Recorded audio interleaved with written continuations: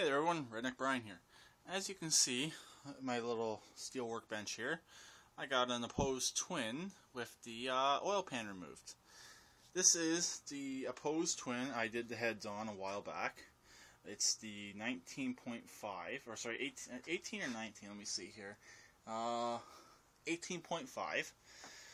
I'm actually trying an experiment on this motor, and I'm doing something that a lot of people said will not work. But I'm going to possibly attempt to prove them wrong, and I'm going to see if it will work. I'm going to be converting this engine over to a pressure lubricated oiling system. A lot of people say it cannot be done. You cannot convert a regular engine to pressure lubricated. I believe it can be done. Here is the oil pan from a pressure lubricated engine.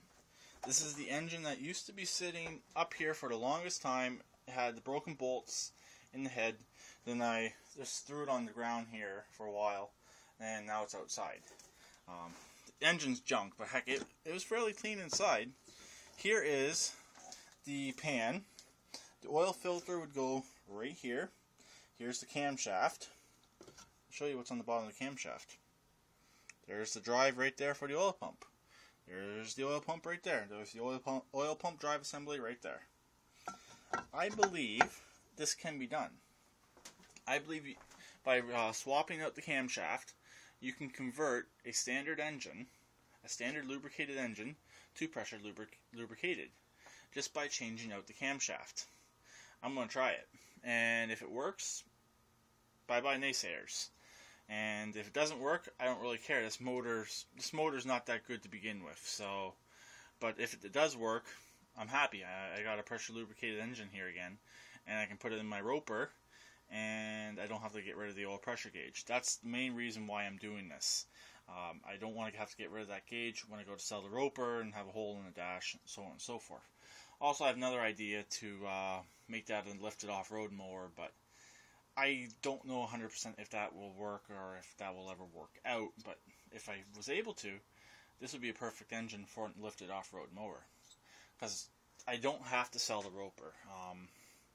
I could store it. I could store the roper until I get time and a better shop, and I could make it into a lifted off-road mower, and basically just get rid of the cowsock or the Kubota's going anyways. There's a Kubota. I need to get a carb kit for it still. Yeah, I need to get a carb kit for this engine still. I've seen them on eBay, but I'm supposed to be getting a snowblower in to fix as well, so I'd rather do them both at once. So that's what I'm thinking about doing. No other changes of anything else out here. I like my stuff. I don't really want to get rid of anything, but I don't know. There's the stock engine right there. Or sorry, there's that pressure lubed engine right there. I checked the blocks. The blocks are the same.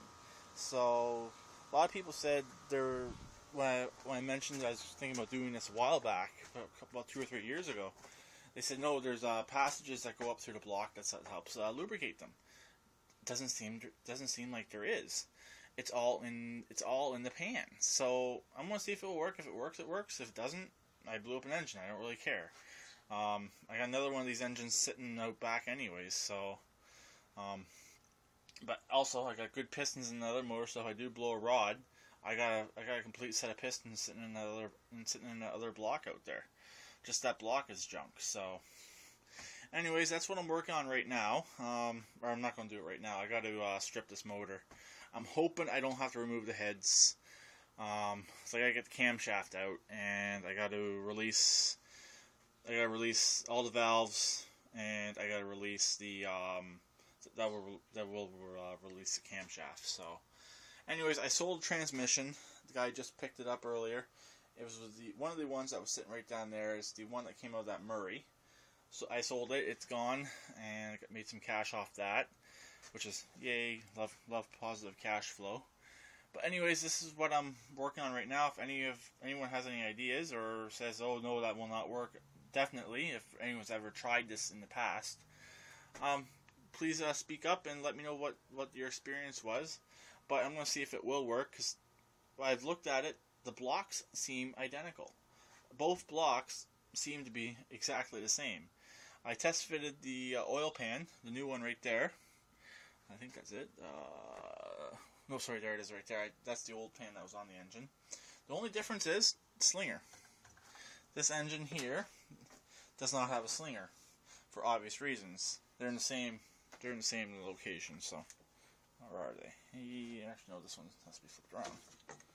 So, anyways, the only difference is there's no slinger, but it has this little screen here, and I believe that's what forces out the oil. I'm not 100% sure on this. That either sucks in the oil or that forces out the oil to lubricate the engine. But that's the only difference. There's just no slinger. But I'm gonna see if it will work. I'm gonna take this all apart. Here's the governor.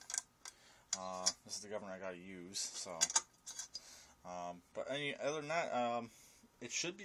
They seem to be the same. See, this motor here doesn't need the slinger because it has that little piece right there. So I believe that's what.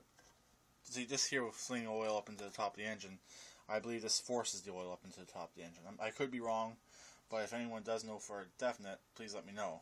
I'm just curious. I'm going to try it anyways, even if people say it's not going to work. Main thing I got to do on this, I got to clean up the surface area, and like I said, I got to pull the carburetor. I'm just going to pull the entire intake, pull the exhaust. The exhaust has to come off anyways, because I'm going to be using the Ropeworks exhaust. Yeah, so I got to pull this motor apart. Again, I don't want to pull the heads. The heads are good and sealed. I don't want to touch the heads. So, there's where I'm at right now, and I'll talk to you later. Please keep it redneck like always, and please subscribe and comment.